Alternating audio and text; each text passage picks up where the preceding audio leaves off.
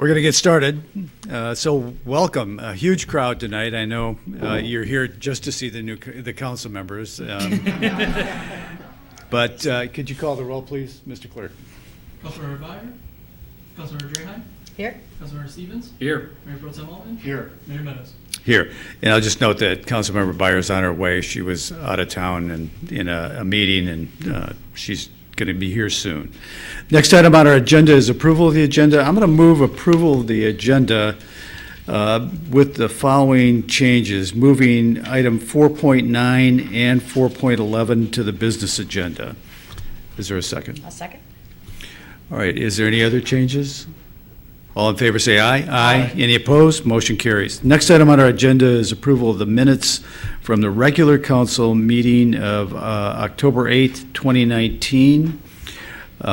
Is there a motion to approve those minutes? So moved. Second. Been moved by Councilmember Draheim, seconded by Councilmember Stevens. Any changes to those? All in favor say aye. Aye. Any opposed? Motion carries. Next item on our agenda is approval of the minutes from the City Council discussion-only meeting of October 22nd, 2019. Is there a motion to approve those minutes? So moved. Second. It's been moved by Councilmember Draheim, seconded by Councilmember Stevens. Any changes to those? All in favor say aye. Aye. Any opposed? Motion carries.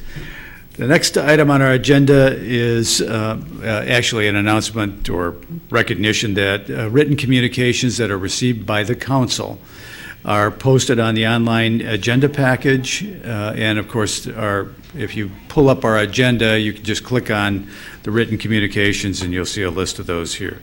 The next item on our agenda is communications from persons in the audience. This is a time we set aside for anyone in the audience to address council on anything on or off the agenda. You just have to fill out a blue card here for the clerk to keep track of who's been talking, but this is that moment in time. All right, seeing none, I will close that portion of the agenda. The next item on our agenda is communications from council members. Councilmember Stevens, anything? Yeah, I've got a couple of things. So, one, on a very popular app, Nextdoor, there were some people discussing scooter usage and being parked in the wrong zones, and a woman had indicated that she had actually fallen because one was placed in a wrong zone. She had fallen into the street, which is obviously not safe. The city has designated areas in which those scooters should be parked. If you see one in an area where it shouldn't be, please notify the city. We can notify those companies in which, this is a problem for them. The way that it works is the people that use the scooters have to take a picture of the scooter and the place that they parked it after the fact. And if it's not in the correct place, they can go back to that picture and assign a fine to that user or make sure that that user can't use a scooter in the future.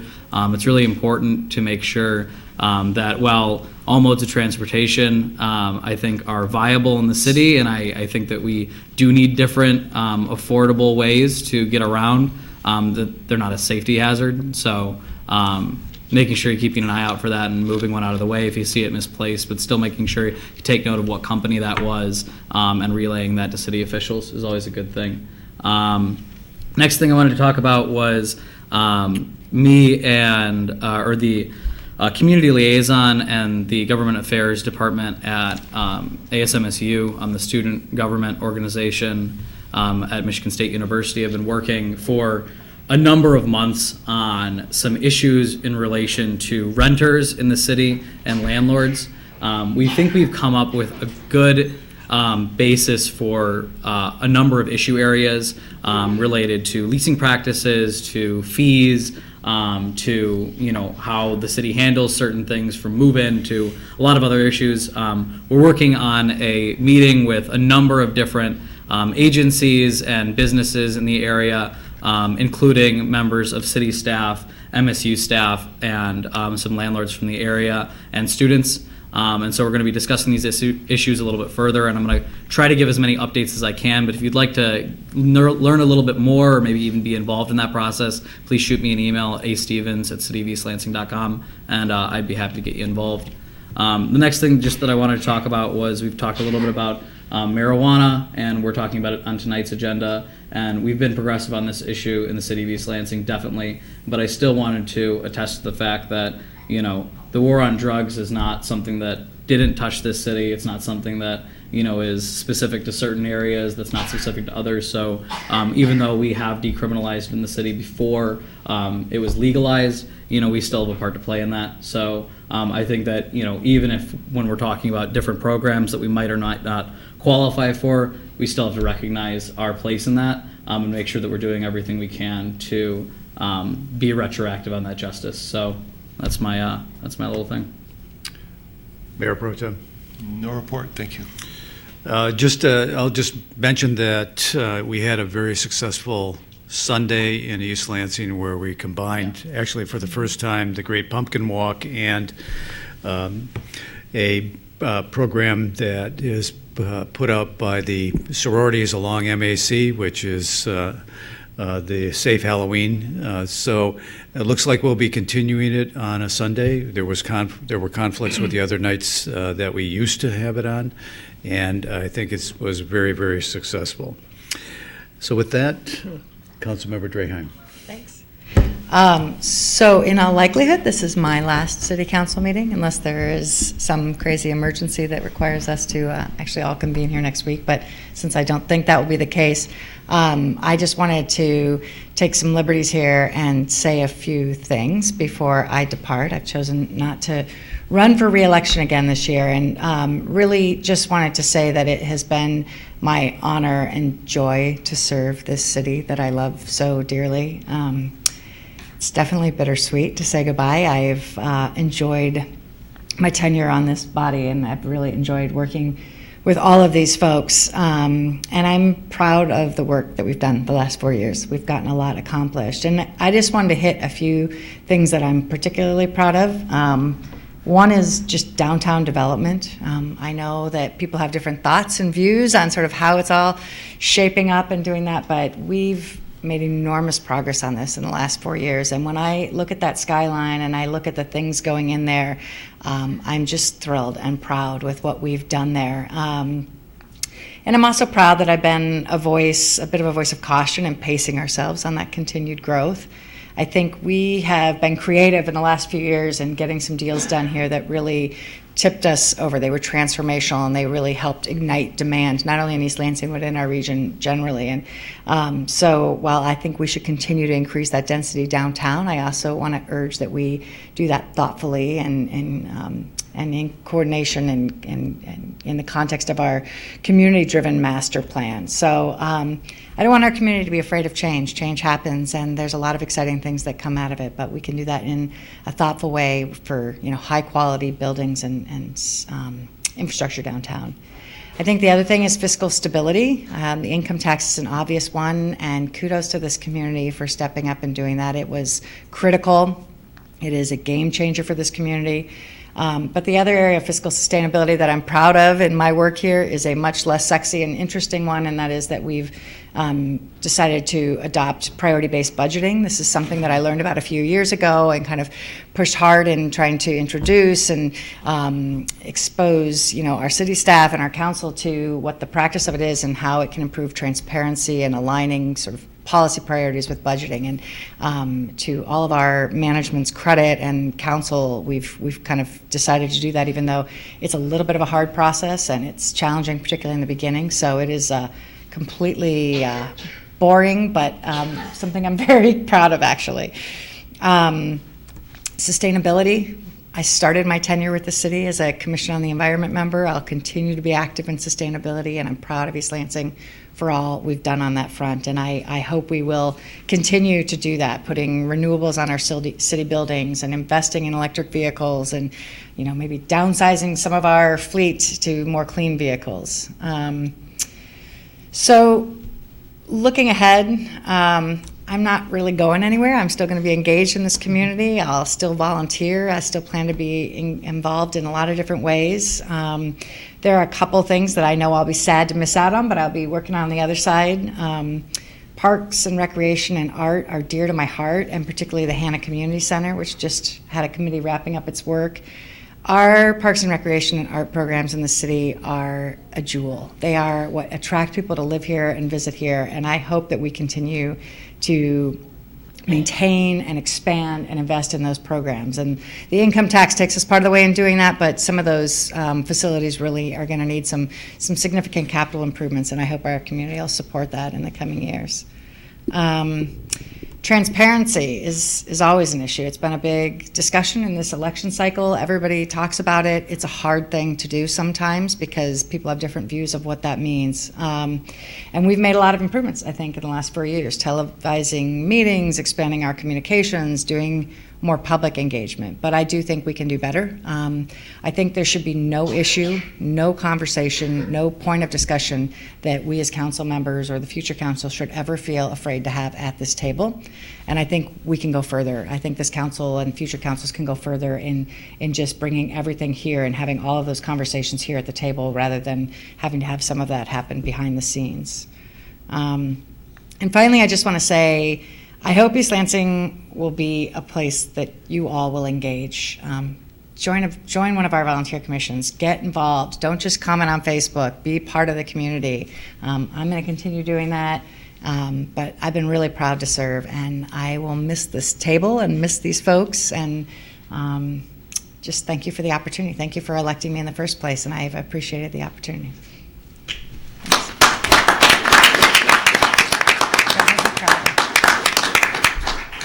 And thank you for the lovely flowers from our mayor. Thank you. You're welcome. And I'll just say that I think these are huge shoes to fill.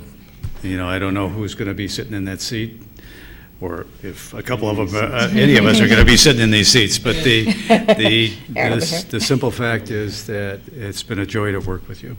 You know, I think that it's unusual within a community, and we have a very bright community, you know, the third most educated community in the nation. But someone with your background is seldom sitting in these seats, and it's a huge loss, I think, in terms of developing public policy here in the city. So, Can I comment? Sure. Just briefly. I want to say that, occasionally we just disagreed about stuff. But one of the reasons that I think this council was really productive is we could disagree about one issue and then come together on the next issue, sometimes the very next agenda item. And that happened over and over and over again from the very start, and you showed real leadership on that front, so thank you. Thanks. Thank you. okay, the next item on our agenda is the city manager's report. Mr. Lannis. I'm going to add a thank you, so bear with me. Obviously, I work for the city council, so it was my great pleasure to work with Shanna for the past 4 years. You know, I don't know if people know how much work it is to serve on the East Lansing City Council, on any city council. Boards and commissions are an effort and work. City council is a far step beyond. Every Tuesday night, large packets of information, meetings with me and staff to be up on issues, going to board and commission meetings on a regular basis, going to community events. It is a lot of work. Constituents calling, writing stuff that you have to get back to on. So it really is a very high level of work being in that level of service in City Council. So we greatly appreciate your service. It's been years of board and commission, but the last 4 years of council, thank you for your service. It's been a pleasure to work with you, and we hope to see you around a lot. So thank you. And the city attorney's report. No report this evening, Mayor. Thank you. Thank you. All right, now is the time for the first of two special presentations. The first is the introduction of new firefighters and fire cadet. And I think the chief is here to handle that. Welcome.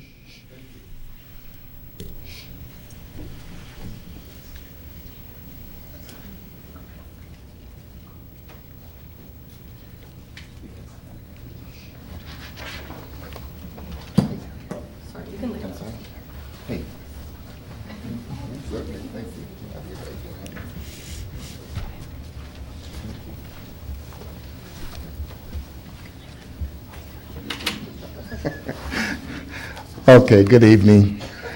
I too would like to first start by saying thank you, Councilmember Drahan, for your service and everything that you've done for the city of East Lansing and the fire department in particular. I'd like to also just say good evening to the mayor, members of council, and city manager, city attorney.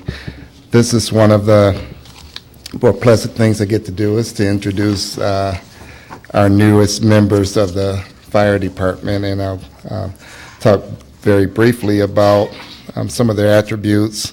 And then we also have a first, and that we have our first fire cadet, and so I'll also mention that. And I'll start by talking about a little bit about Dylan Lack. Dylan was born and raised in Lansing, Michigan. He was homeschooled throughout high school, and then he went right from there into the Lansing Community College's fire and EMT program, and then from there the paramedic program.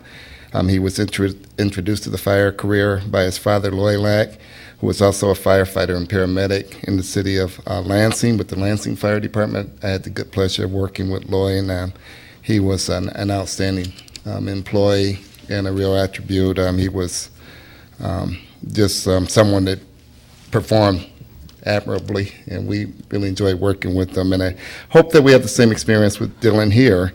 Outside of work, he enjoys participating in sporting activities and playing musical instruments. And this past weekend, he just returned this evening and came right to this meeting, but he went out. He had his second, I think, scheduled day off, and he went to Florida with a young lady and proposed, and and boy, did he do it up. I mean, he had a rented yacht and a drone that took video footage of this, and I'm told and I said if she said no, that was gonna be a real problem. So I think she might be here with him and some of his family, and we'll ask if Dylan, if there are any family or friends with Dylan, please feel free to stand at this time so we can acknowledge you. Okay. Is that the, all right. Okay. All right. We also have with us Gunnar Morale. Gunnar grew up in Mason, Michigan with parents Jim and Mary. He wanted to get into the fire profession because he had a family history of public service. And I worked with his uncle also over in Lansing, Mark Morrell, we called him Moose, and he was also a union VP, a very good guy to work with. After graduating from high school, he went to Lansing Community College's Fire Academy, EMT, and Paramedic School, and he was hired for a short period of time with Delta Township part-time as a firefighter EMT, and then he applied with the city of East Lansing after he got his paramedic license, and we also welcomed him aboard in September. So the three that I'm introducing that are firefighter paramedics were hired in September. And I don't know if you have anyone with you, Gunnar, or is there any family or friends? Okay, yeah, please.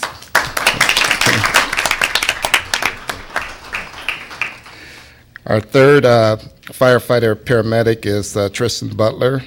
He grew up and was born and raised in Lanesburg. He went to Lanesburg High School, also went to LCC's Paramedic and EMT Academy, Shiawassee Fire Academy, and then he was employed by Lansing Mason and LSW Emergency Services before accepting the job with us. And he would also like to thank his family and friends, and if there are any in the audience, we would ask that you stand at this time for Tris. Okay.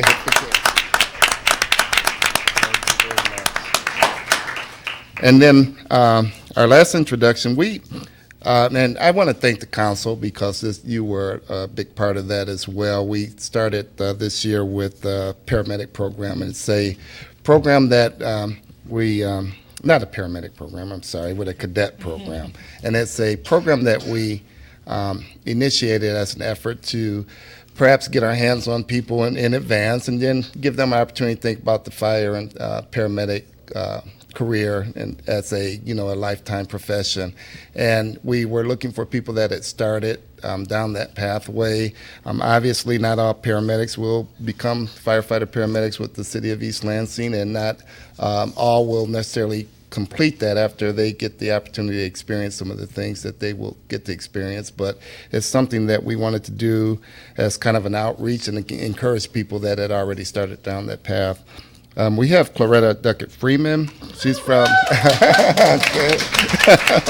she's originally from Chicago, Illinois. She's a graduate of Michigan State University, an Army veteran. She has completed her EMT program and is a licensed EMT and is currently toward the back end of the paramedic program. She finished the classroom portion this month and then is into her internship. And then also, we will help by sponsoring her through the Fire Academy that begins at the end of this month. And so Loretta also has family and friends. I think you heard a little bit from them. But we'll ask you to stand.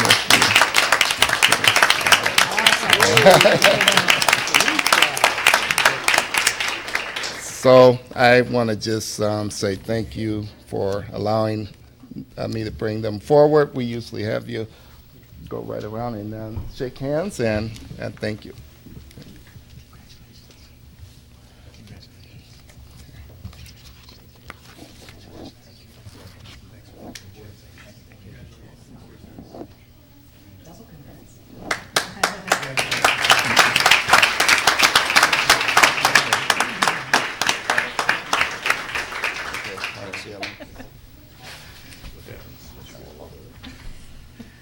All right, the next item on our agenda is another special presentation, and I'm not sure is right here?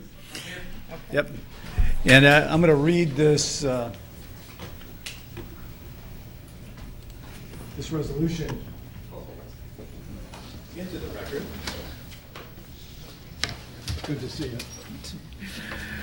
Because we're really today, we're going to honor one of our businesses in the downtown, and actually, I can read this better without my glasses on, which is like an astonishing surprise to me. So let me read this first. Whereas the City of East Lansing recognizes the civic-minded contribution of members in the merchant community, and whereas downtown East Lansing is comprised of 194 merchant locations, including art galleries, retail stores, restaurants, and service providers. And that might be a surprise to a lot of people who don't think we have that many businesses in the downtown. And whereas retail store East Lansing Threads offers very fashionable, I should add, and eco-friendly clothing and accessory options to patrons in the downtown. And whereas Corey Quinn, proprietor of East Lansing Threads, has dedicated hundreds of volunteer hours focused on enhancing marketing, business relations, and the production of community events while serving on the East Lansing Downtown Management Board. Now, therefore, be it resolved, the East Lansing City Council celebrates the 5th anniversary of East Lansing Threads and wishes the business and its owner great success for years to come. Corey? Thank you. Thank you for all your stuff. Did you want to say a few words? No, I think we're good, yeah. Okay, all right. I'm gonna hand this to you, and then I'm gonna take it back, You're gonna give me a signed copy. because Emily's gonna make sure that we have a signed copy for you and get it framed, so- Perfect. Okay, Cool. all right, thanks Awesome. again. Thank you so much. Thank you, guys.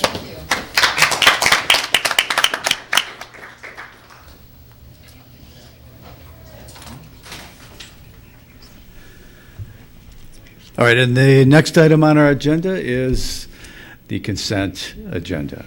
Mr. Lahanas. We have the following items on the consent agenda for council's consideration. Item 4.1, approve the following appointments or reappointments to boards and commissions. A, Gabrielle Kindig to the Art Commission for a partial term ending December 31st, 2021. B, Jeffrey Kusler to the Planning Commission for a partial term ending December 31st, 2020. Item 4.2, approve a property claim settlement with Susan Bailey at 432 Highland in the amount of $11,157, and authorize the finance director to settle after obtaining a full release from the claimant before tendering funds. Item 4.3, approve the purchase of extrication equipment for the East Lansing Fire Department for $53,770, and authorize the city manager to sign. Item 4.4, approve the stormwater best management practices and facilities maintenance agreement for SETSEG at 1520 Earl Avenue. Item 4.5, approve a contract for income tax processing with Innovative Software Services Incorporated in an amount not to exceed $350,000, and authorize the city manager to sign. Item 4.6, approve of traffic control order number 482 for the installation and enforcement of revised parking restrictions at the East Lansing Hanna Community Center. Item 4.7, introduce and refer to the Planning Commission Ordinance 1478, an ordinance to amend the zoning use district map of Chapter 50, zoning of the Code of the City of East Lansing to rezone the property at 3118 West Road from RA Residential Agricultural District to B5 Community Retail Sales Business District. Item 4.8, introduce and refer to Planning Commission Ordinance 1477, an ordinance to amend the zoning use district map of Chapter 50, zoning of the Code of the City of East Lansing for the property at 3225 West Road from RA Residential Agricultural District to B4 Restricted Office Business District. Item 4.9 was moved to the business agenda. 4.10, approve a contract with HRC Incorporated for the engineering, design, and construction services for the East Glencairn Neighborhood Improvement Project for an amount not to exceed $156,366.34, and authorize the city manager to sign. Item 4.11 was moved to the business agenda. 4.12, approve a proclamation celebrating the 5-year anniversary of East Lansing Threads. Those are all the items on the consent agenda for council's consideration. I All move right. approval. Does anyone wish any items that were mentioned to be moved to the business agenda? All right, is there a motion to approve the consent agenda? I move approval of the consent agenda as read by the city manager. Second. It's been moved by Councilmember Draheim and seconded by the Mayor Pro Tem. Any discussion? All in favor say aye. Aye. Any opposed? The motion carries. The next item on our agenda is our public hearing. We have one public hearing this evening, and this is a public hearing for consideration of Ordinance 1469, an ordinance to allow for and regulate adult use marijuana provisioning centers. This is a public hearing. If anybody in the audience wishes to address council with regard to this, just step up to the microphone, fill out a blue card, identify yourself for the clerk, and welcome. Thank you, Mayor. Council member, thank you for your service. I've never received any flowers from the mayor, for what it's worth. I'll leave some on your porch Yeah, I next did time. get your card the other day. Thank you for the opportunity to comment. I want to echo what Mr. Stevens said earlier. I read through the agenda for tonight and noticed Mr. Wolf's analysis, and it's just woefully inadequate. Doesn't understand. The social equity program for the state of Michigan covers any place with an East Lansing address. That means campus, that means the city of East Lansing, that means parts of Bath Township, that means parts of Meridian Township, anywhere with an East Lansing address. I have personally served as an attorney on criminal marijuana prosecutions in this building, oftentimes by Union County. And I'll tell you one story of a few years ago where a foreign student here was charged with use of marijuana.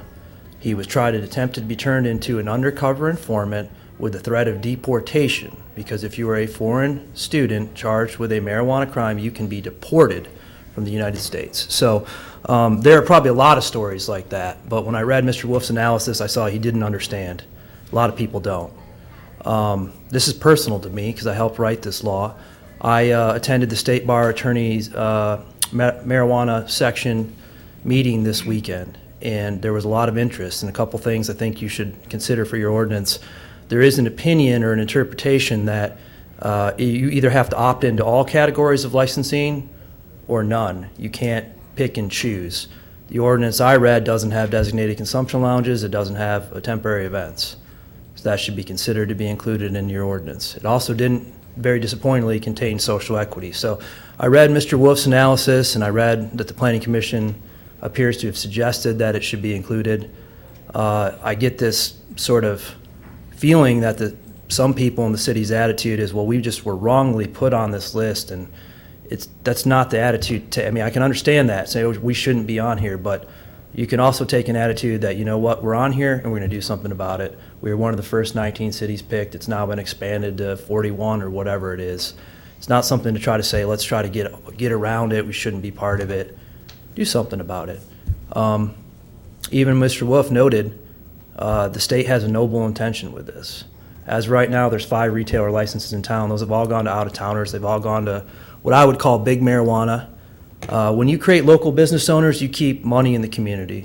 Watching all these people come in here and all of a sudden offering charity because there's a multi-million-dollar marijuana license on the line is, what's the word? I'm at a loss for words, but it's unseemly, I think, kind of is the word, because there's this expectation and these promises, and it's like, I will disclose that according to Laura, as of this weekend, I'm one of 25 people in the state that is an approved social equity applicant. So this is personal to me. I've been trying for 10 years to put a business in this town. When I came here 10 years ago and talked about this, I was told, Darcy Schmidt said, marijuana store will do $20 million a year. I said, no, it won't. You don't know what you're talking about. But if it would, we should put it in, because that's great for tax revenue. It's great for business. I happen to be a co-owner of a provisioning center in Lansing that's been voted repeatedly as the best store in town for serving patients, and that was the former Best Buds on Michigan Avenue. So I have vast experience in this industry, over 10 years plus working in it. I'm a social equity applicant. I wrote the city charter provision that was referenced earlier. Mr. Stevens is right. This community does have history with this issue, and all I've wanted was a fair opportunity to be able to apply. The process that currently came about, I had no fair opportunity to even apply to get one of those licenses. Now, to actually achieve the goal of social equity, it can't be 25 people or 150. Apparently 150 people applied. That's what I was told by Laura this weekend. This is a statewide issue. It's going to take a lot more people, but to actually effectuate those goals of inclusion and opportunity and building wealth and small business, when you create there's economic studies, you can do, just Google it, because that's what apparently Mr. Wolf did to do his analysis. But I'll tell you, if you Google what's the benefit of locally owned businesses, you see typically locally owned businesses take better care of their community. They create wealth in the community. They get involved. They do support charities. They do support other things. There's Federal Reserve data to back that up. I'm not just saying that. I want a fair opportunity to apply for one of these. And the state said you should create 50% of your licenses to be social equity applicants. I'm pre-qualified by the state of Michigan. I have state operating licenses, and I happen to be, like I said, apparently one of 25 people in the state have thus far qualified for this program. I think I should have a fair opportunity to apply for a license in town here and create a local business. I live here. I'm going to invest my money in my residents and this community and spend it at local restaurants. A lot of these guys, they're just want another asset for their portfolio to sell it off and go public to Wall Street, which is fine, but you shouldn't just take care of people who are trying to attempt to create a portfolio for Wall Street. You should take care of Main Street too, and your residents. So I really encourage you that if you're going to pass this ordinance tonight, you need to include social equity. You need to make sure that all the license categories are included. And I don't know what the best way to do that is, because it's tough to find real estate in this town. I was talking to some of the DDA members about it, and then you're like, there's really not much available. What's available is $5,000 a month rent. That's pricey rent for a small business. And contrary to popular opinion, these things don't just print money. I mean, they're a business, and it's hard to make it. There's something called 280E, which is the IRS code, which means you can't write off a cost of goods sold for a business, which means, like most businesses, you can write off all your expenses and deductions. You can't do that in a marijuana business. So even if you make a profit, your profit's eaten up by the federal government. It's basically a disguised 30% tax. So I don't know what was promised by some of these other people. I watched it, but I see the one group of the apartment building doesn't even have people out of there. I don't know how long some of these people are even going to take to get up and running, but I'm ready to go pretty quick, or I'd like to be, and I'd like a fair opportunity to apply. So I don't know how you do it again, but there seems like there ought to be a way where you say, look, half the businesses, like the state wants, should be available for residents to apply first. I happen to meet all three criteria under the social equity criteria. And maybe it's a first come, first serve, maybe it's a lotto, but you give us a chance to apply, and we can find a location that fits all the land use barriers or whatever it might be, but there ought to be an opportunity to apply. And this current ordinance doesn't have one. I'm actually surprised there's nobody else here, but I think part of that is that nobody thinks there's opportunity, because how could you come and get into the industry here when you've got your land use restrictions, all the licensing restrictions, even me being 125 people, the program, it takes so much to go through it. It's hard. It takes months and months and lots of money and a lot of hoops to jump through. Most people, I don't think, can actually get through it. So it creates a sort of perverse consequence of only big players and big money can get in the industry, and that's not what we were trying to do. It's not what the state's trying to do. They want to create opportunity, and this is America. It is supposed to be the land of opportunity. And I'd just like to have a fair opportunity. So I hope you consider that when you're crafting this ordinance tonight.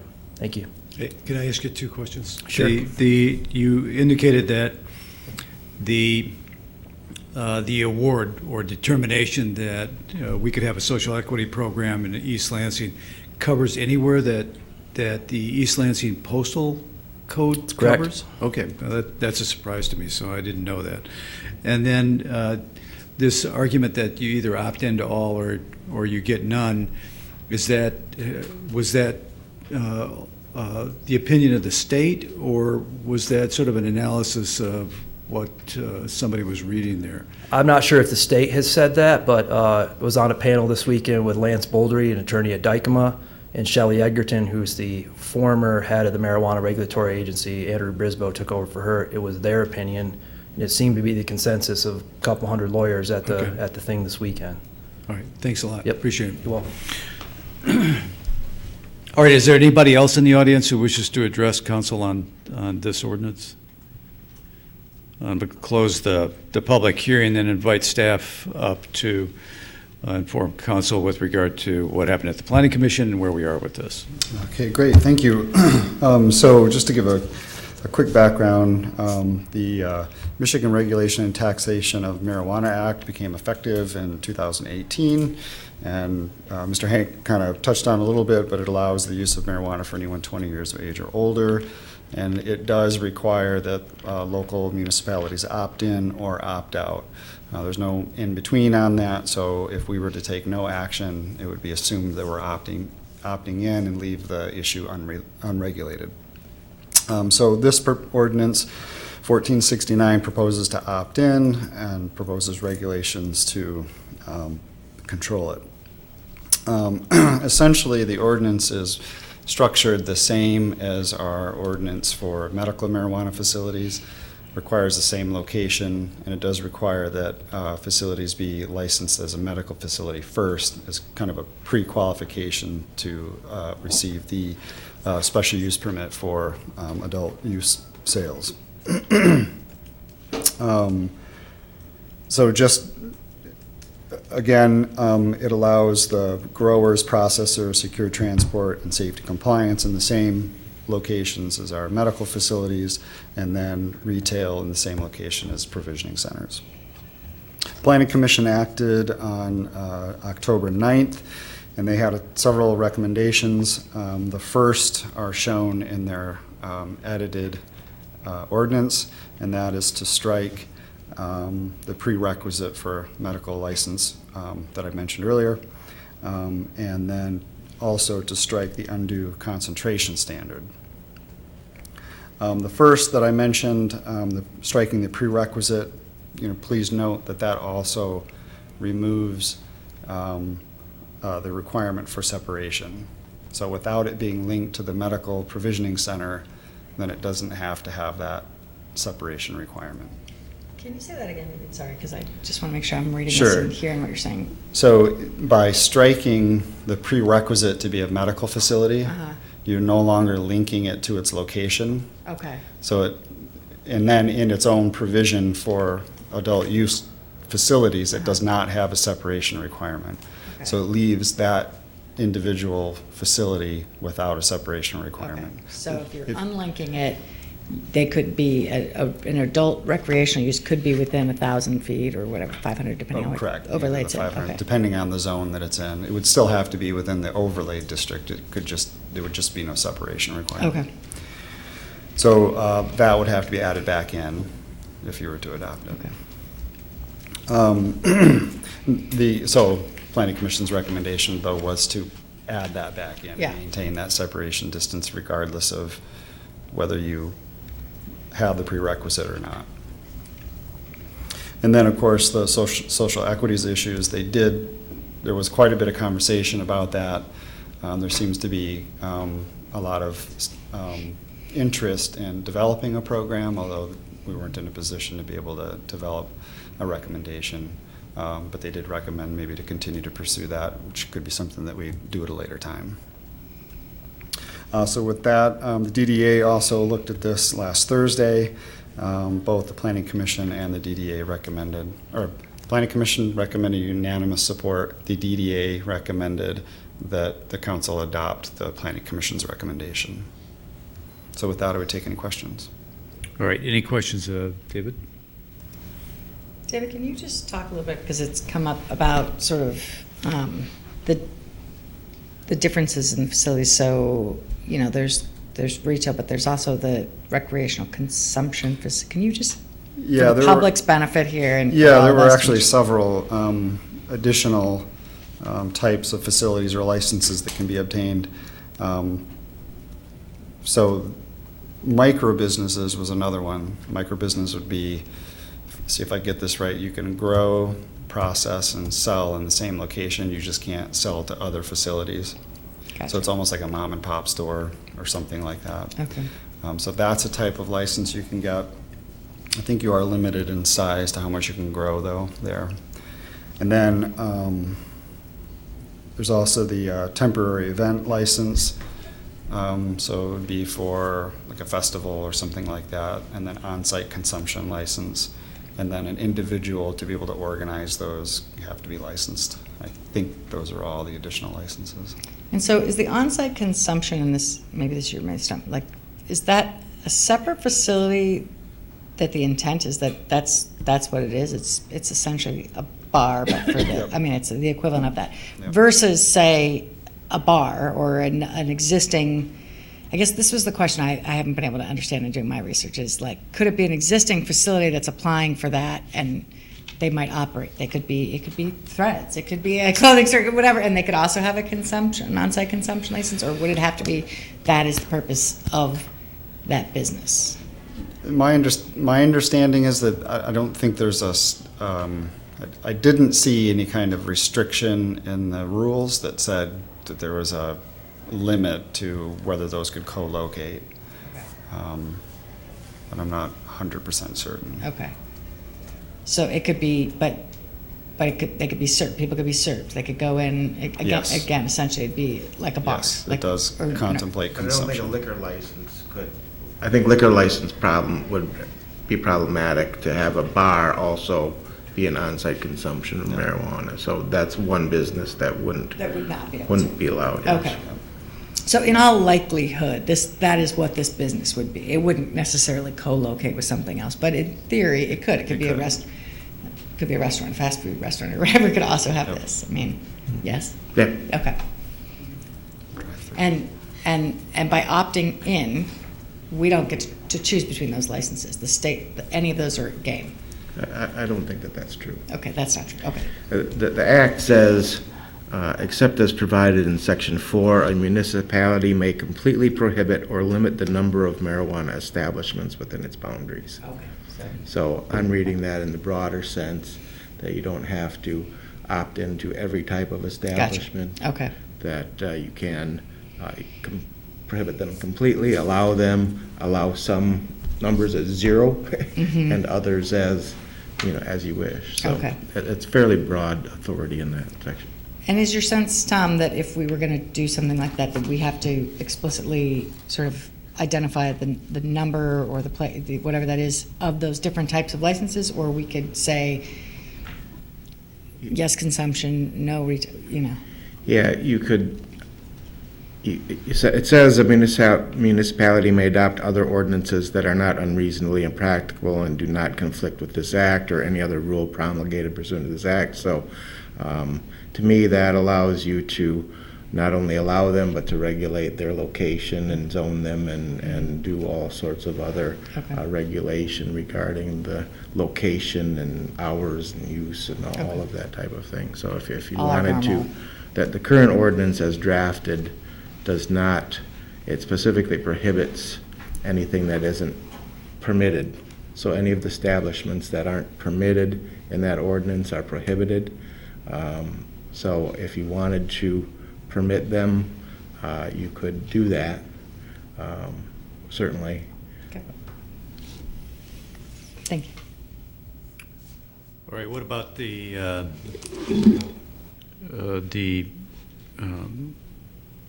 position with regard to the social equity provision covers anywhere that the East Lansing postal zone is located. That wasn't my understanding of it, but to say that I've delved in deeply into that, I couldn't say that. That's the first I've heard of it. Okay, I think I would like to know more about that, but the other thing I wonder is,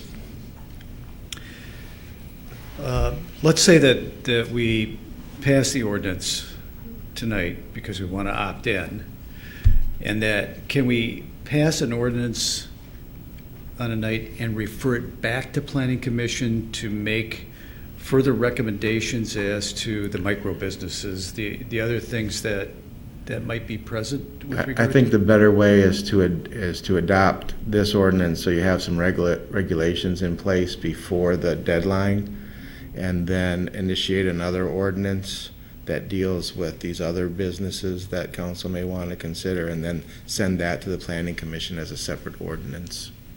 Either changes this or just, because the only thing that prohibits these other establishments is that one section of this ordinance that says that unless they're specifically permitted, they're prohibited.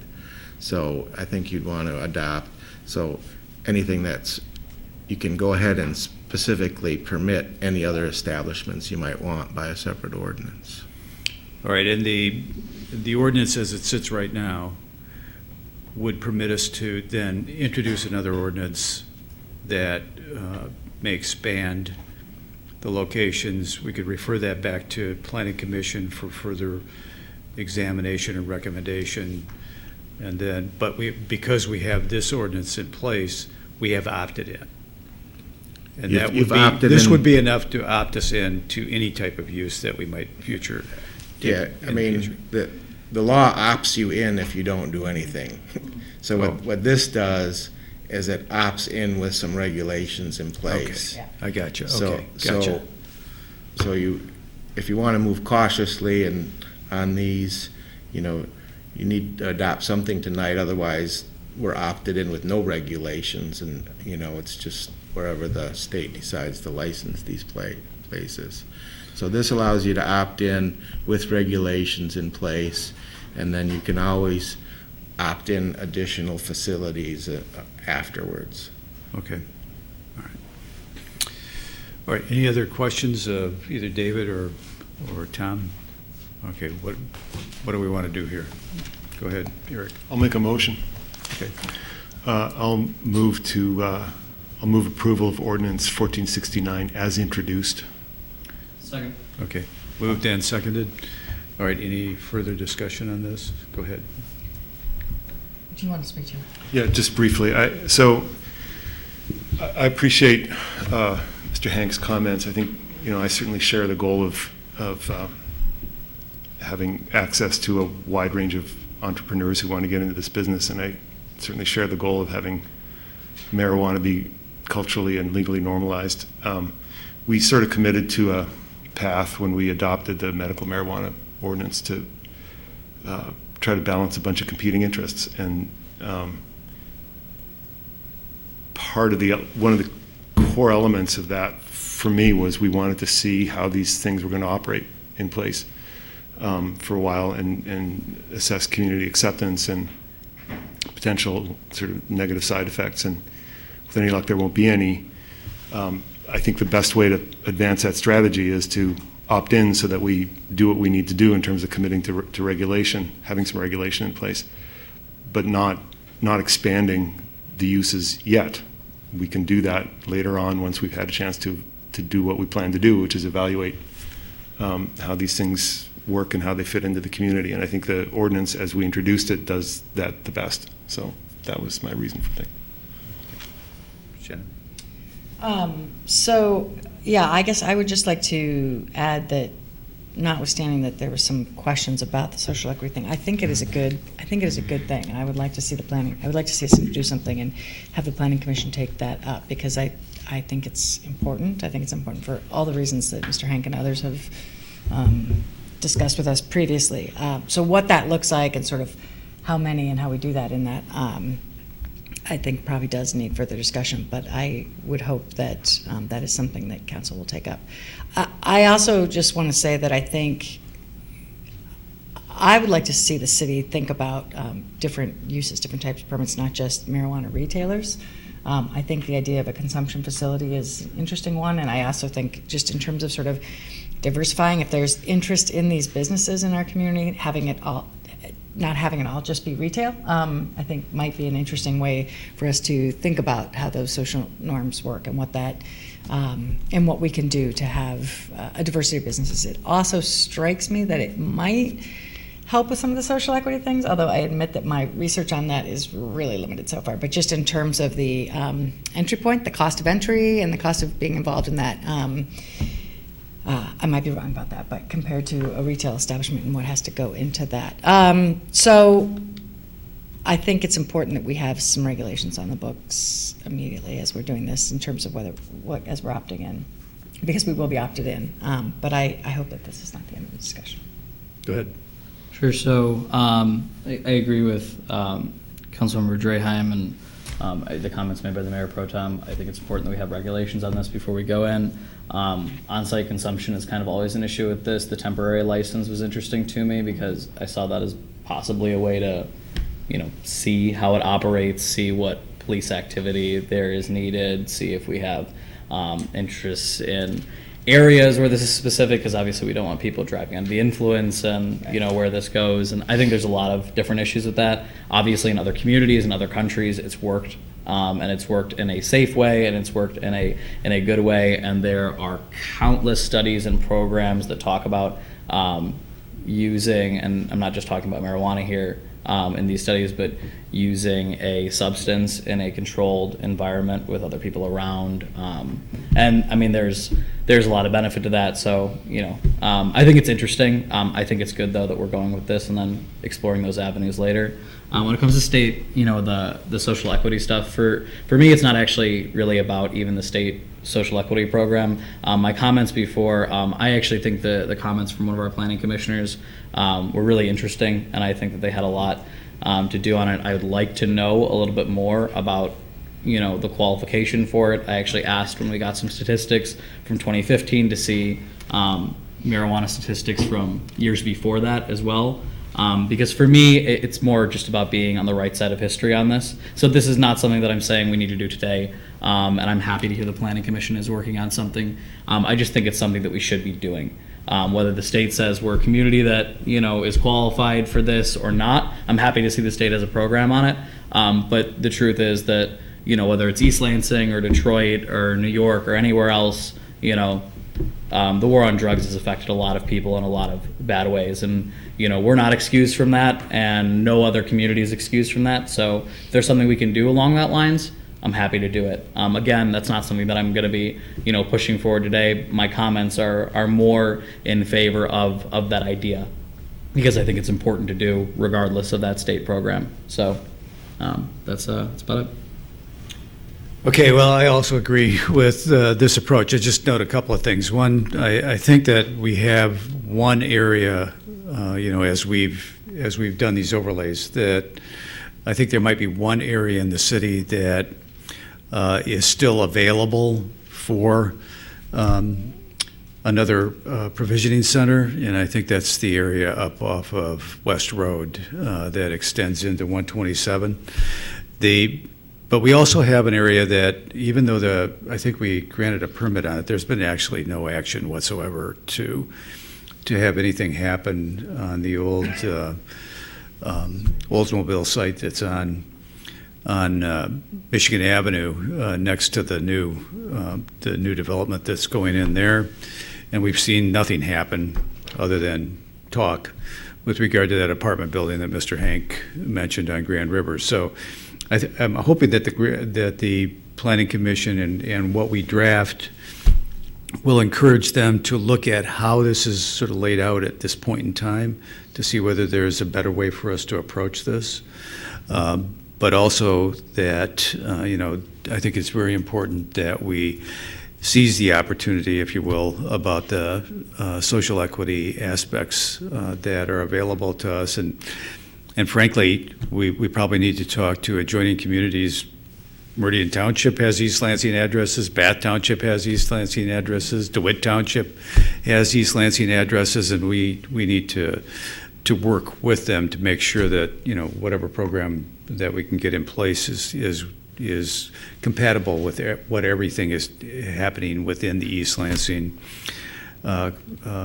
area. So I'm enthusiastic about taking a look at all these additional opportunities with regard to this as we go forward.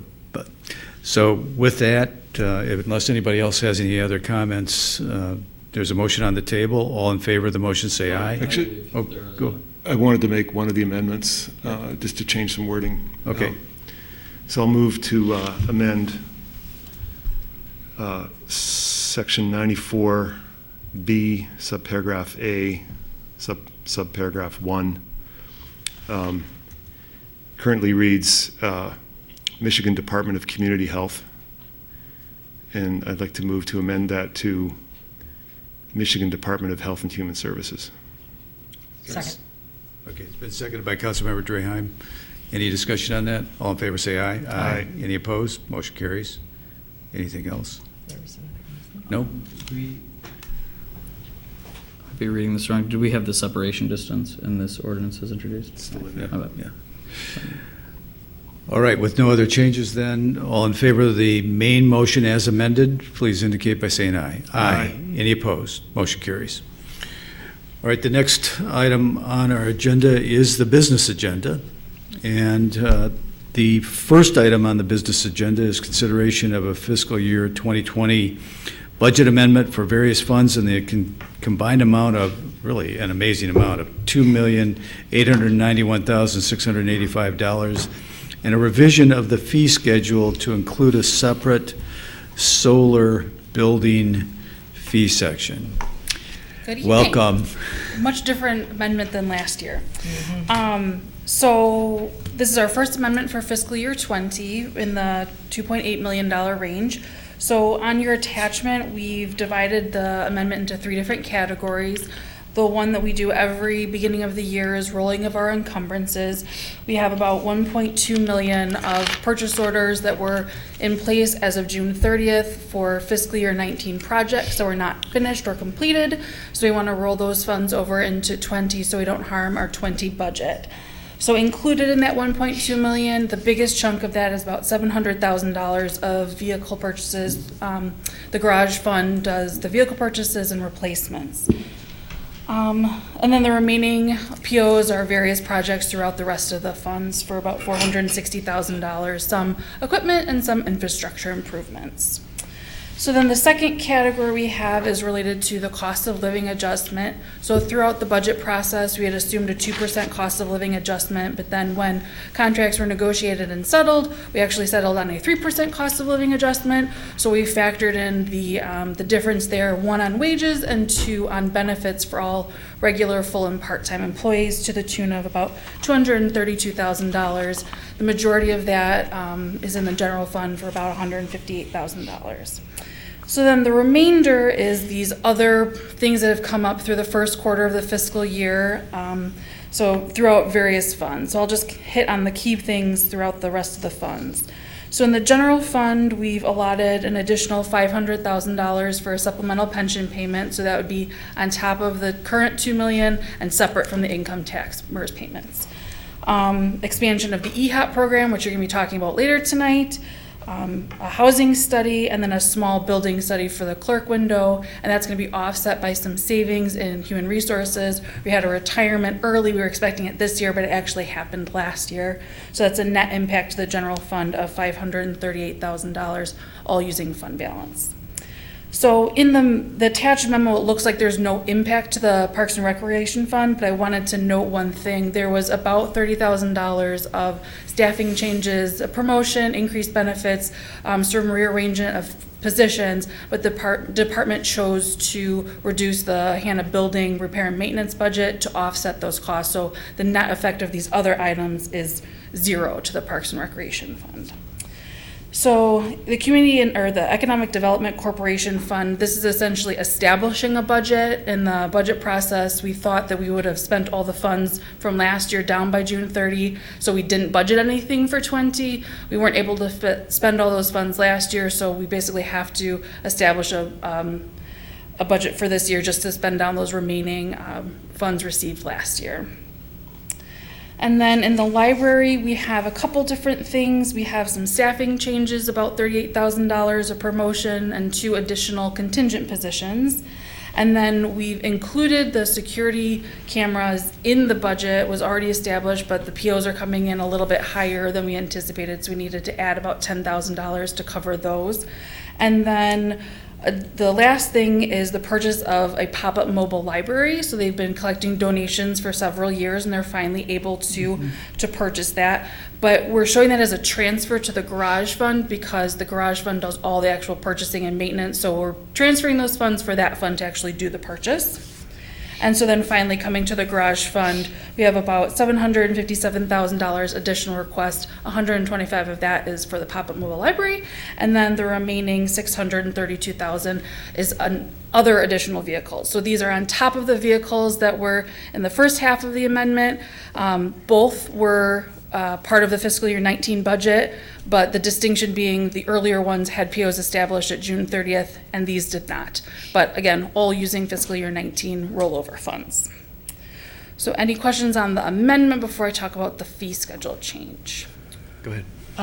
So maybe less a question for you and more for Georgia Public Works, but for the Public Works, the Garage and Public Works Services Pool Fund, so for any of those vehicles and replacements, I just want to make sure that we are adhering to the city's green purchasing policy, which evaluates, Yes. vehicles to be. That's always a part of their consideration. It's articulated always by Kathy DeChambeau. If Scott wants to, Scott here to talk about it. Yes, it's always a part of the process and discussion that they're always evaluating the vehicles. Unfortunately, like with our hybrid kinetic recycling truck, that was a technology that actually didn't progress, and we had to go back to a standard diesel truck, but they're always looking for those opportunities. Like with the hybrid vehicles we're buying in police, we purchased a couple of those this past year for demonstration, and then hopefully when those work well for the next year, we'll be changing the entire fleet of police Explorers to hybrid at the next purchase, which will be great. So yes, always pushing on that. Okay, great. All right, any other questions? All right, go ahead.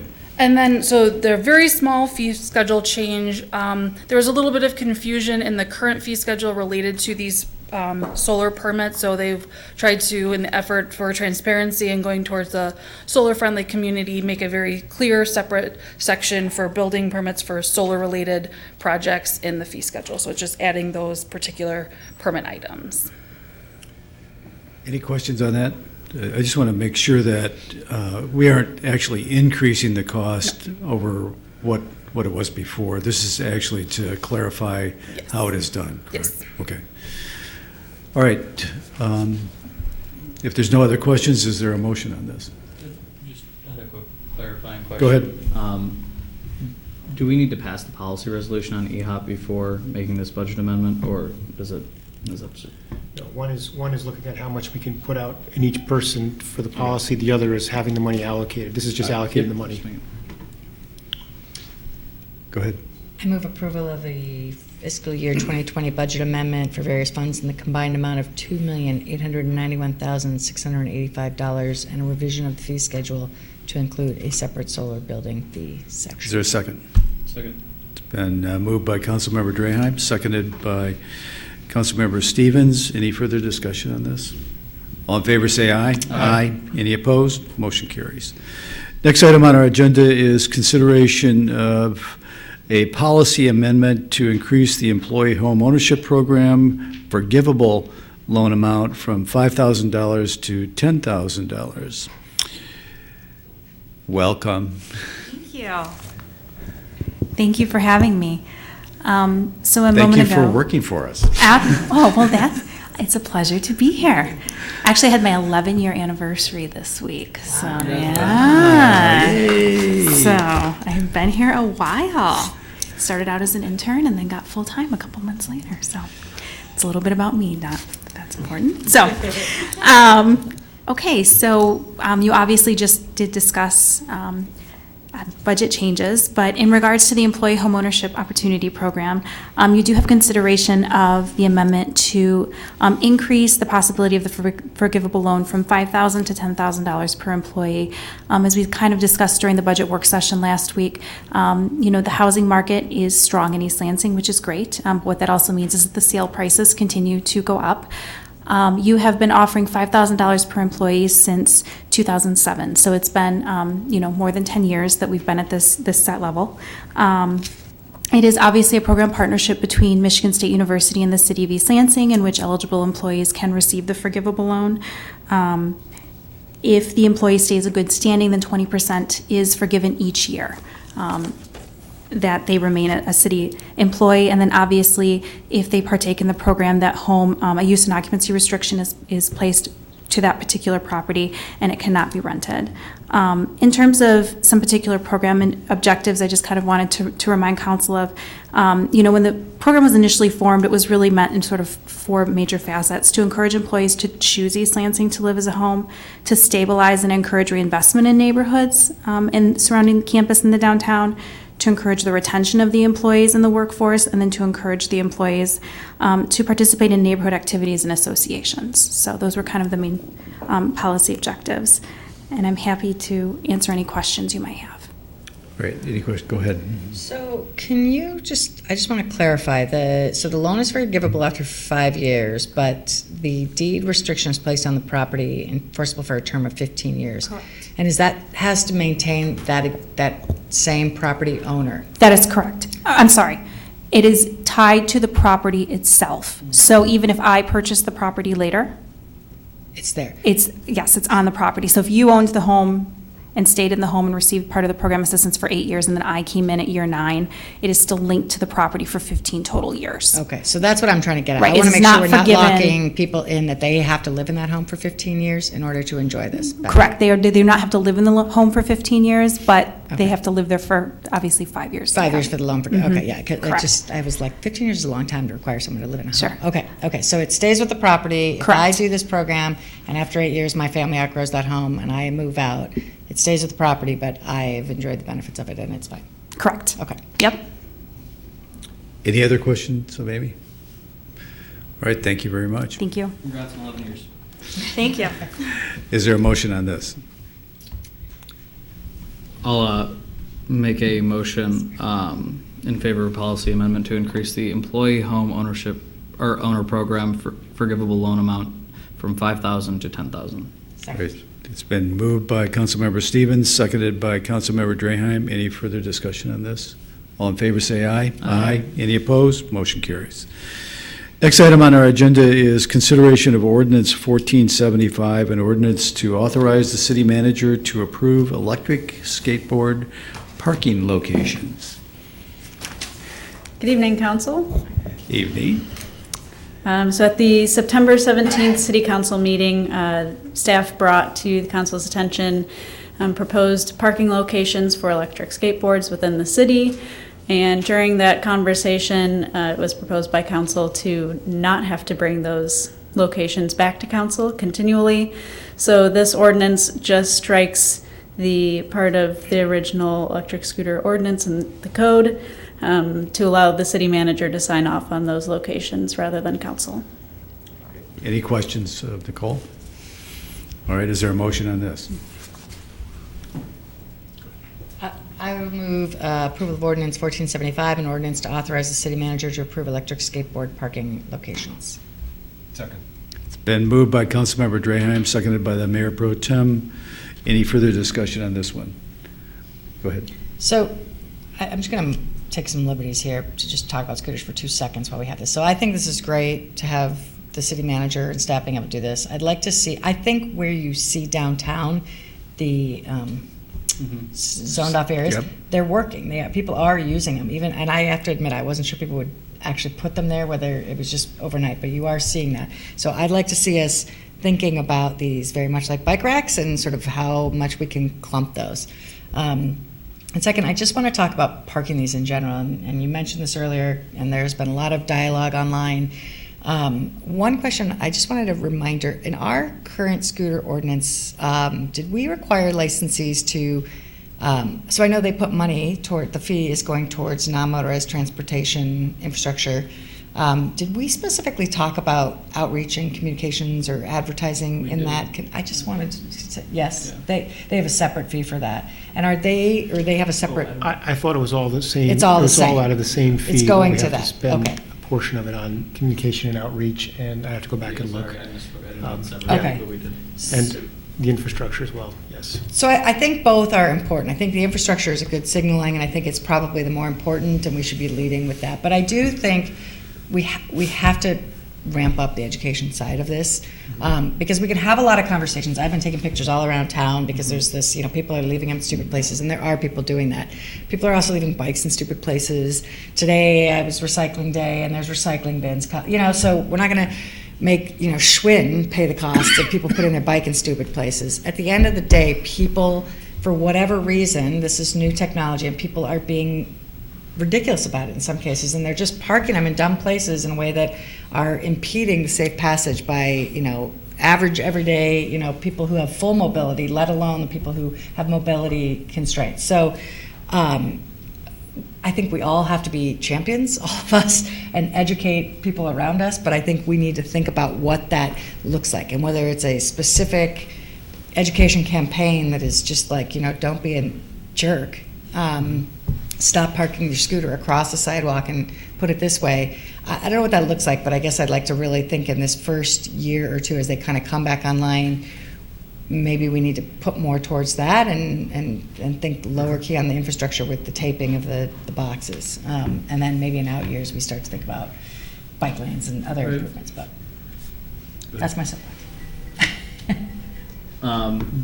Just as a small comment, we have some of our downtown locations, and I agree that locations have been working really, really well, but because those are really high traffic areas and they're not just subject to what MSU campus rules are, there are multiple scooter companies that come in there, and there seems to be a little bit of an overflow.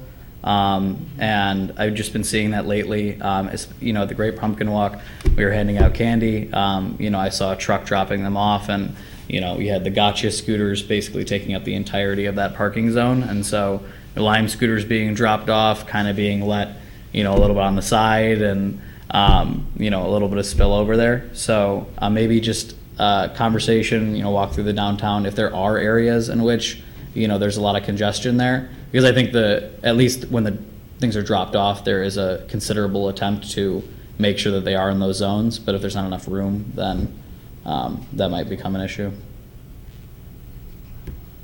And just as a side note, it is a big issue around education and communication, because it's going to be on the residents, because this is a shared transportation. This is not, I'm going to put my bike in the garage or I'm going to put it on the rack. It's, I'm going to leave this here and somebody else is going to pick it up. So, I understand the urge to, I'm going to leave it right outside my house because this is exactly where, I'm going to be. But if it's blocking the sidewalk, you're not just thinking about, people that are walking there. You're thinking about people with disabilities, people that need to use the sidewalks, kids, people who cannot actually see those scooters, and a lot of different issues. So this is I'd call this an experiment right now. I think every community that has this is experimenting with it. But it's really important that we're keeping track and making sure that when these companies are screwing up, or if the people using them are screwing up, there is an effective way to make sure it doesn't happen again. So. Okay, any other discussion? All right, all in favor of the motion indicate by saying aye. Aye. Any opposed? Motion carries. The next item on our agenda is the first of two items that we moved off of the consent agenda. The first item is item 4.9, which provides to introduce and refer to Planning Commission Ordinance 1479, an ordinance to amend the zoning use district map of Chapter 50 zoning of the Code of the City of East Lansing for the properties at 341 through 345, Evergreen Avenue from conditional B3 City Center Commercial District to conditional B3 City Center Commercial District to allow for revisions to the associated site plan and special use permit. I believe that is the DDA properties on Evergreen Avenue, no? This is the Building C for the Park District. Okay. This is the change from adding a floor that was discussed at the DDA. And that was really my only question Okay. with regard to it. And so. I'm looking, and am I correct on, yes? And David, if you just come up here for a minute, this is going to be a 6-story building, as I understand the site plan that's been put in now, or the revision to the original site plan. We need B3 in order to make that a 6-story building? I think we do. Yep. And I don't have the code in front of me, but I can dig into that if you need. And it's currently RM32, is that it? Or No, it's currently conditional B3. A conditional B3 with a 5-story limitation on it, I take it.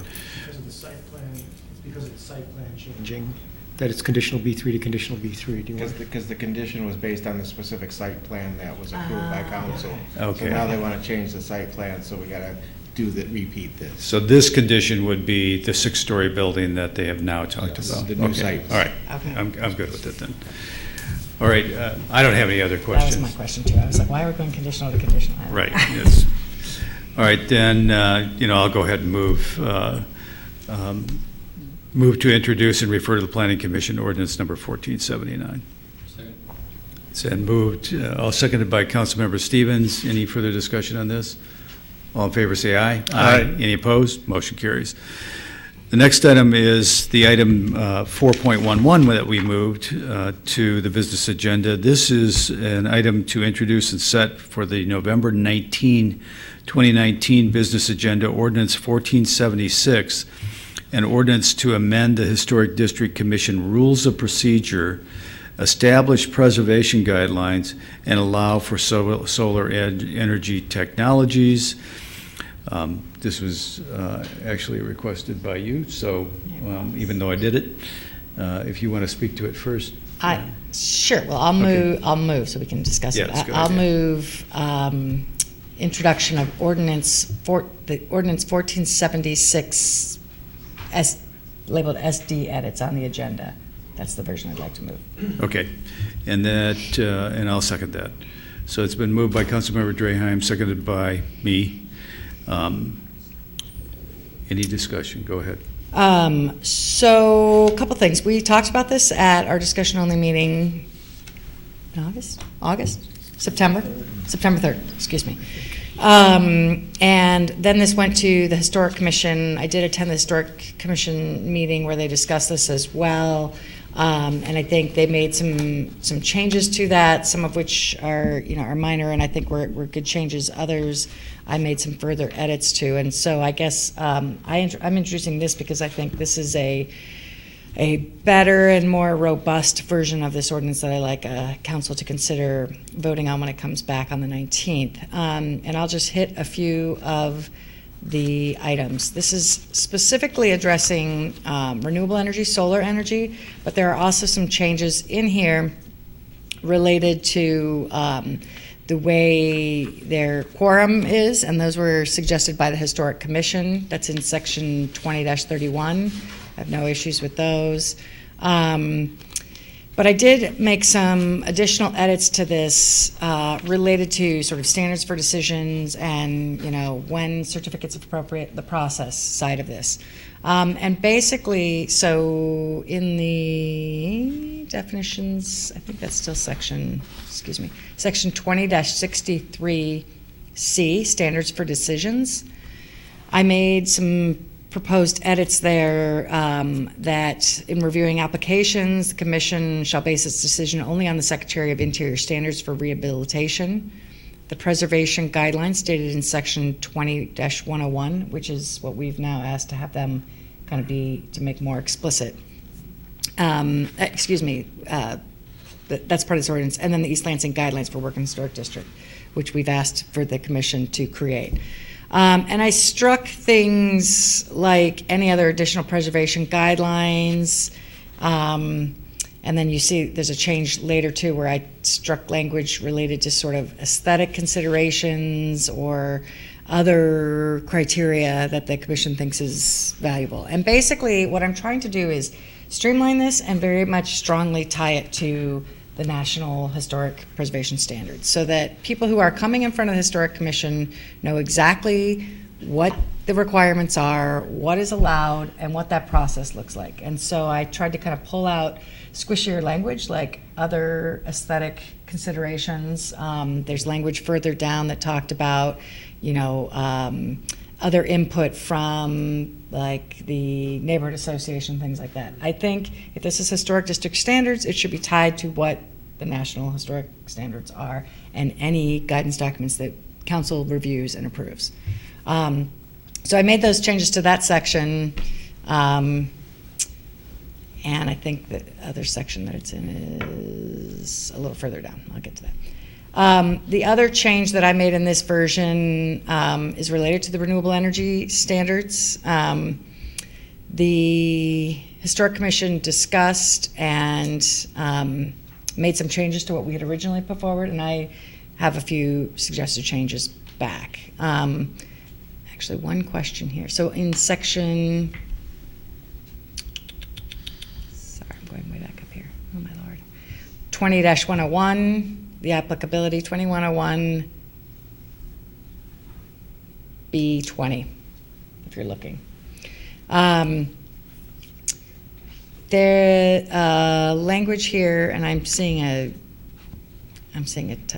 mistake. I thought I had changed one. They have in 20A where possible use a ground-mounted solar energy technology. I think that's supposed to be roof-mounted. That change is in there. Is it? I'm seeing it. It is roof mounted. Oh, well, I'm like, it's funny. I'm looking at am I looking at my edited version? Let me scroll down here. Sorry. Okay.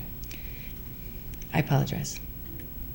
And then basically the criteria that sit under that, there was a lot of where possibles and to the greatest extent possible, I just consolidated that sort of where possible and hit each of these things. And I think it's important that we use that term where possible because the issue with this technology is each case is slightly different. And I think the changes I'm proposing here are to say we want renewable energy to work even when it's in a historic commission.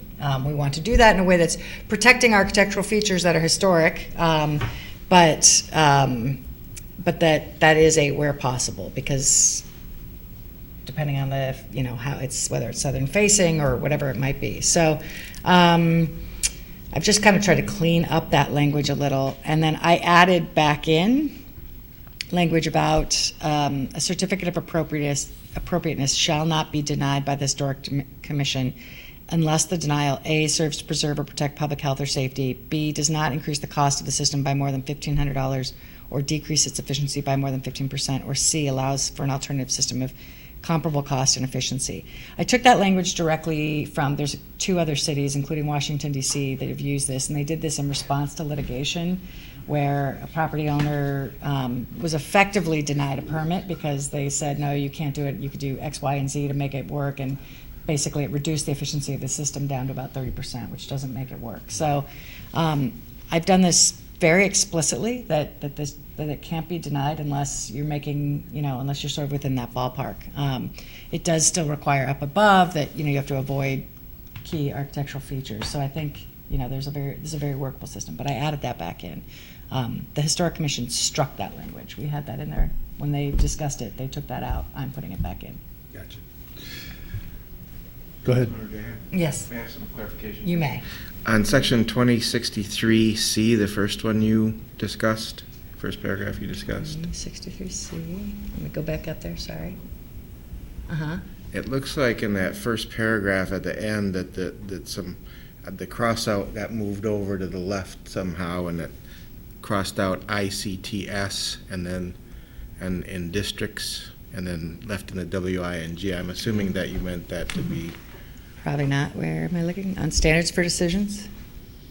No, it's the last line, last line of section C. Oh, yeah, no, I think that was just rogue. Districts is the entire word that you want Districts left is in, the and entire word, following yeah. should be stricken in its Correct. entirety. Yes, how I would like it to read, that shall base its decisions on Secretary of Interior standards for rehabilitation, comma, the preservation guidelines stated in 20-101, comma, and the East Lansing guidelines for work in historic districts, plural, period.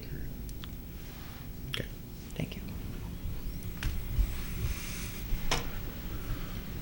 Go ahead. I just kind of had a clarifying question for you, Councilmember Graham. So, when I looked at, section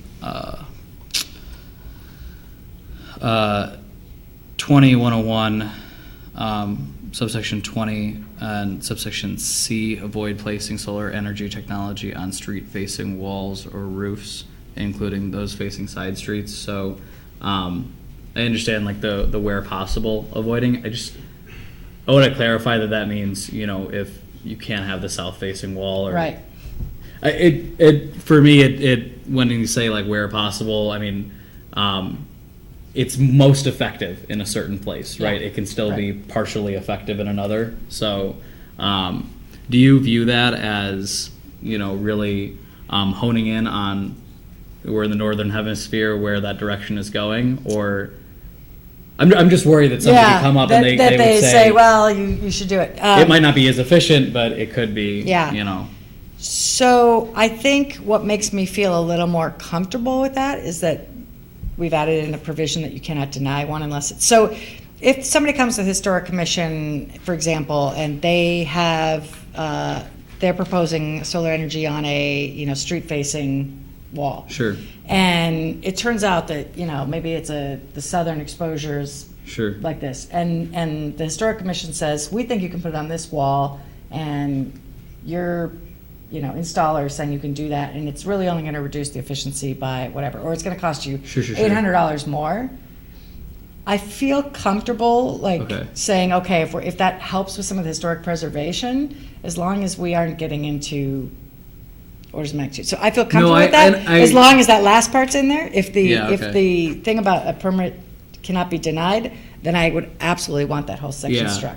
Because I think it does depend, and if you look at the National Park Services guidelines, they actually show plenty that are street facing and that are on, that are less so on the sides of the building, more on roof lines, but because if it's a southern exposure, that's Right. that's what you need for the most efficiency. Yeah, and I mean, houses aren't north, They aren't. on each side, No, so I understand, right, yeah. but I wanted to make that clarification.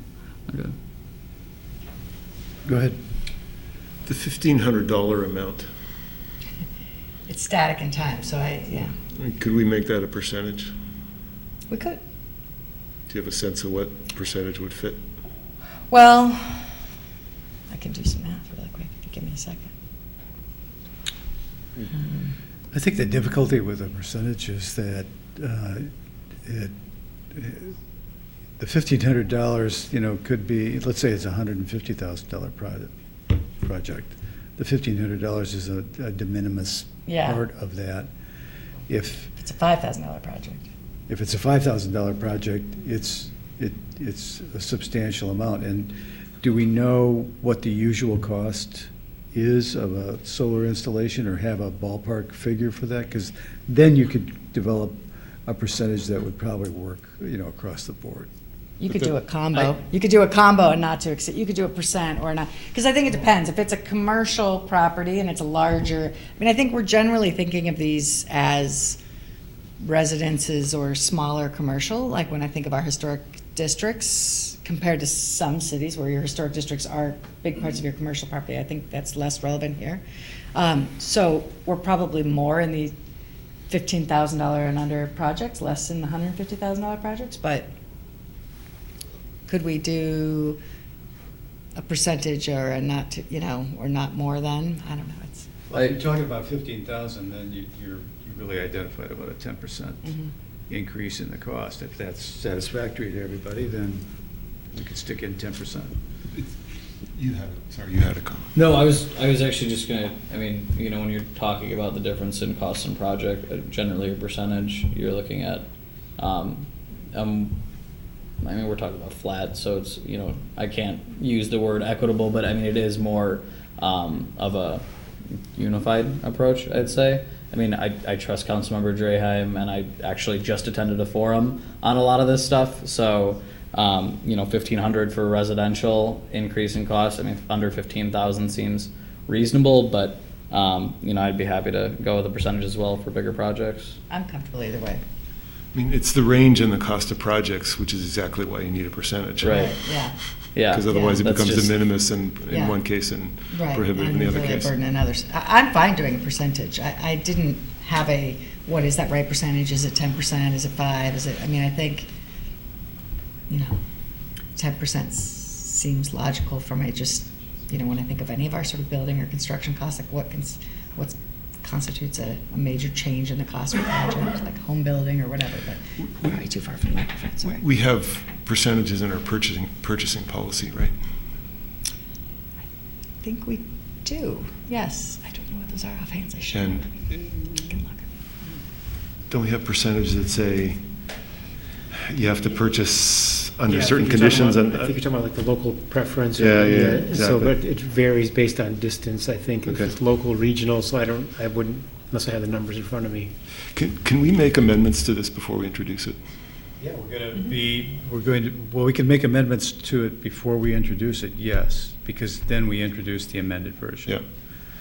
So one would be the fix to the thing that language. that the city attorney caught. So before we get back to that, I have another question. We talked about administrative approval of windows. Mhm. Is that in here? So, yes and no. It is, if you look in section,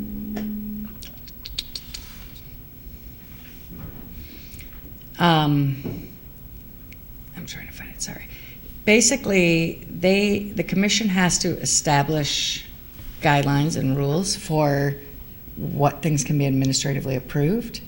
And the guidance for work and then I changed some of the language in the guidance for work that sort of says that they have to state what materials would constitute administrative approval versus, so if you're coming in for windows and you're replacing wood windows with wood windows, that's automatic.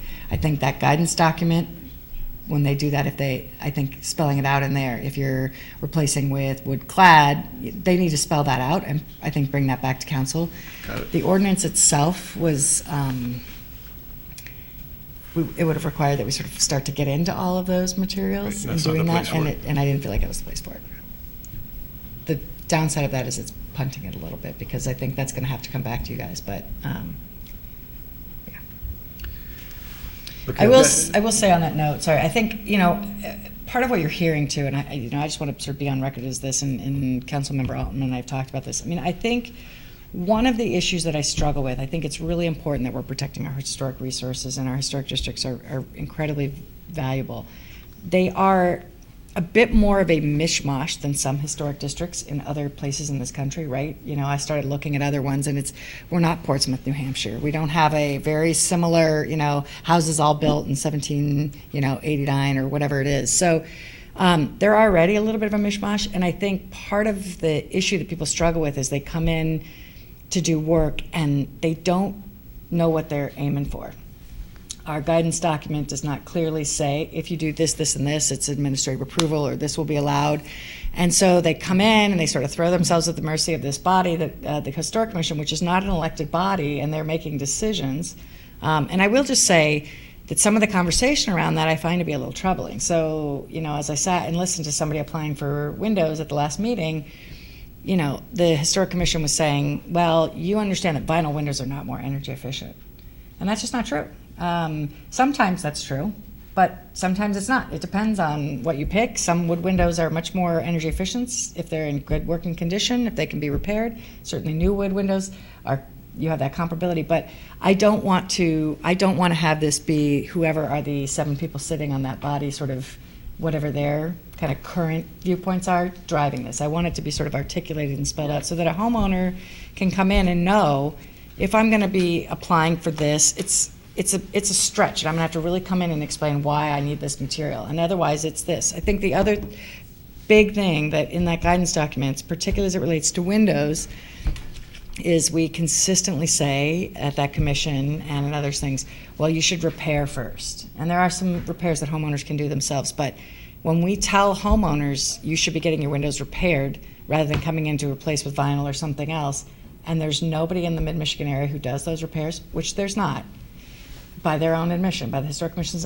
then that's not a genuine thing to say. Right. That's not a legitimate thing to recommend to a homeowner, to say you should be getting them repaired if they can't get that done, because I'm not handy. I certainly couldn't do my own windows. So I think that guidance document and what we have to have in here has to be very just clearly tied to what the Secretary of Interior standards are, what can be done in this area, and so that homeowners know what the process is and where that's going to happen. So. Agree completely. I had one other question. Thomas? No. Did you have a clarification? I just, that last paragraph that you drafted regarding the certificate appropriateness shall not be denied by the Historic District Commission unless the denial, and then you have subparagraphs. There's no separate number for that paragraph. Did you mean it to be part of E, or did you mean that to be a separate? Sorry, I meant that to be part of 20. I guess think it would be what he's saying is F. There's a separate section. Well, I have a question on that too, because I had an amendment that I wanted to suggest to that section. Okay. That would just say a certificate of appropriateness for solar energy equipment shall not be denied, because I thought that was what you were really It is what I mean. intending. Okay, Mhm. because otherwise, this could could be be something interpreted else. much Right, more right, right. Yeah, broadly. yeah. So. Correct. Also, there's a lot of double negatives in there. I'm happy to have you clean that up, Tom. 'Cause it I says- won't say that Washington DC's ordinance is clean and crisp, but yeah. It says shall not be denied unless the denial does not increase the cost of the system. Oh, yeah, okay, So that there's, So let's take one step back and figure out where this should be. Is this part of 20? I had been viewing this as part of 20, not as a separate. so A, B, C, D, I'm E, F. just saying, did you want it to be an F, subparagraph F? Like, it's still under that section. Yes, but still under that section. Not So, under E. so let's change that to say a letter, it would be letter F, and a certificate of appropriateness for solar energy systems. We'll have to make a motion on it, but Yeah. I'll make the motion. Oh, okay. When we get to the, I got a couple other things I Okay. want to bring up too. So, in the definition of East Lansing guidelines for work in historic districts, it reads, East Lansing guidelines for work in historic districts are guidelines for doing work in a historic district. So I want to, because all the other definitions say a word and then say mean, I'm just suggesting we'll all make a motion to amend that to read East Lansing guidelines for work in historic district means the recommended approaches for rehabilitation and replacement and guidance on finding and working with vendors and contractors for work in historic districts. Yes, I second that. Okay, been moved and seconded. Any discussion on that? All in favor, say aye. Aye. Any opposed? That carries. And then I've got another one on 2031A. It is, it looks like this change, and I don't know whether it was yours or No, somebody this was from else's, them. but, Mhm. Is to identify really what the quorum is, because it looks like the quorum used to be not a majority of the commission members, although I can't remember, is this a 7-member or a 9-member?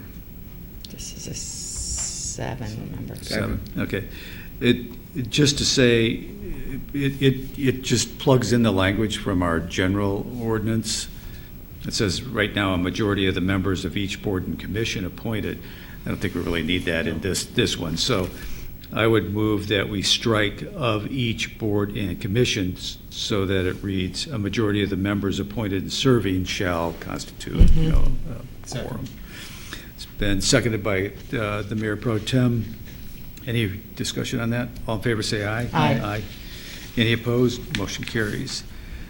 Then, I'm going to find it.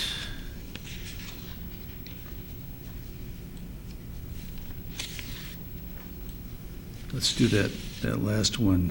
So we're on the. We had one more, I think that was up before the, Was it?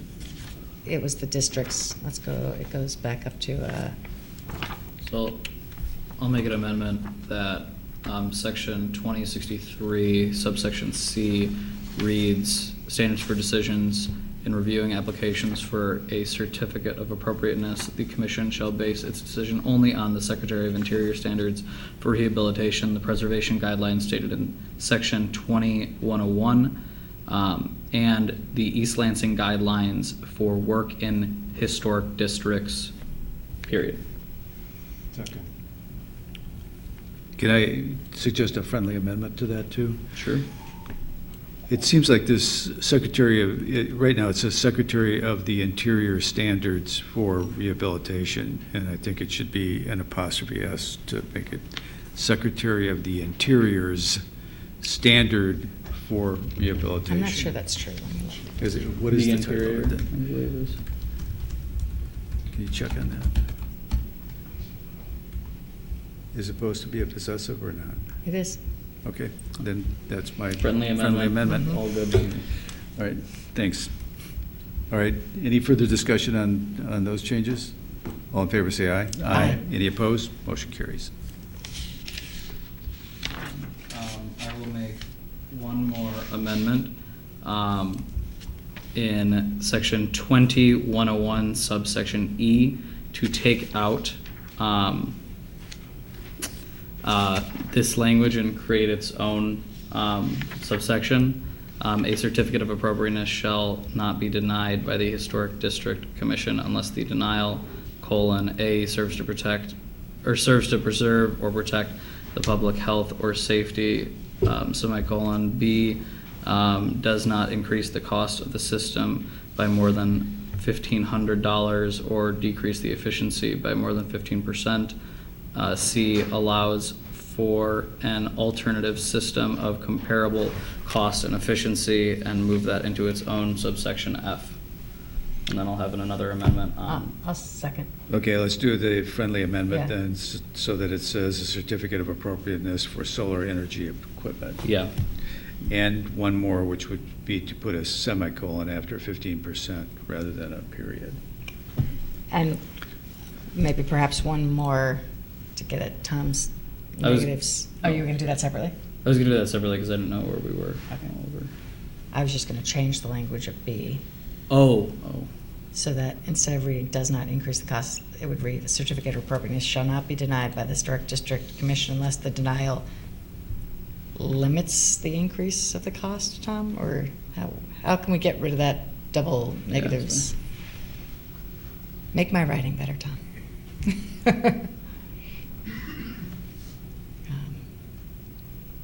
Yeah, limits the increase of the cost of the system by less than 10% or decreases its efficiency by more than 15%. Friendly amendment taken. Okay. All right, I think we're all friendly amendmented out of that.